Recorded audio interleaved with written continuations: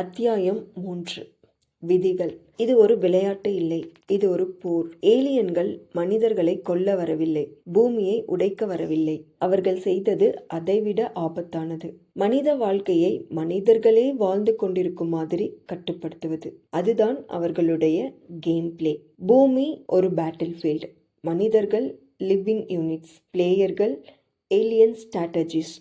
ஒவ்வொரு ஏலியனுக்கும் ஒரு பகுதி, ஒரு பாப்புலேஷன்ஸ், ஒரு செட் ஆஃப் ஹியூமன் லிவ்ஸ்.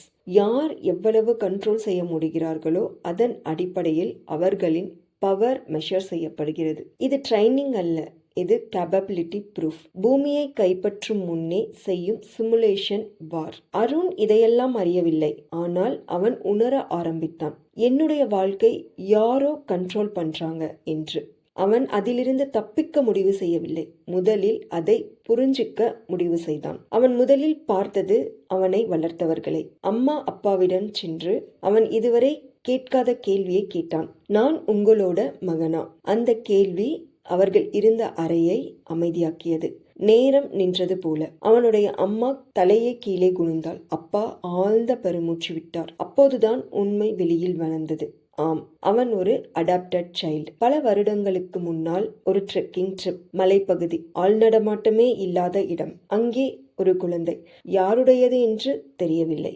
எங்கிருந்து வந்தது எதுவும் தெரியவில்லை.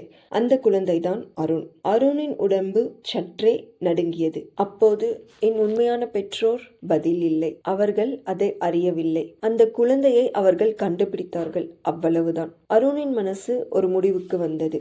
நான் அங்கே போகணும், அந்த மலைக்கு, அந்த இடத்துக்கு. அவன் பிறந்த இடம் அல்ல, அது அவன் வைக்கப்பட்ட இடமாக கூட இருக்கலாம். அதே சமயத்தில் விண்வெளியில் நடந்த சம்பவம். பிளேயரின் திரை சிவப்பாக மாறியது. அது alert. Character curiosity exceeding normal range.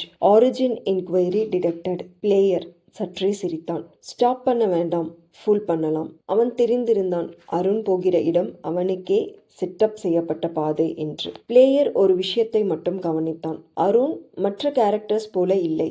அவன் மற்றவர்களோடு நல்லவன், அதிகமாக கேள்வி கேட்பவன், சயின்ஸ் ஃபிக்ஷன் புத்தகங்களை படிப்பவன், இமேஜினேஷன் அதிகம் உள்ளவன். இவையெல்லாம் பிளேயரின் கண்ட்ரோல்ல தான். ஆனா ஒரு பிரச்சனை. அருணின் 7ஆம் உணர்வு.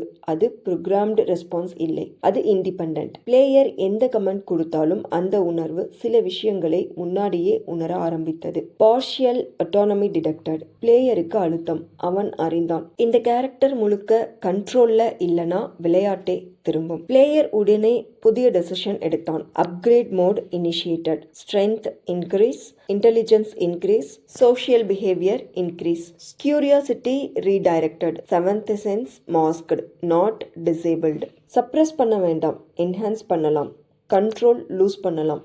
பிளேயர் சிரித்தான். இந்த முறை அது கான்ஃபிடன்ஸ் ஸ்மைல். பூமியில் அருண் பேக்கப் எடுத்தான். மலை பயணம். அவன் நினைத்தான் அவன் தேட போகின்றான் என்று. ஆனால் அவன் போகும் பாதை ஏற்கனவே யாரோ வடிவமைத்தார்கள். அது ஒரு போர். அருண் அதில் ஒரு ஆயுதம்.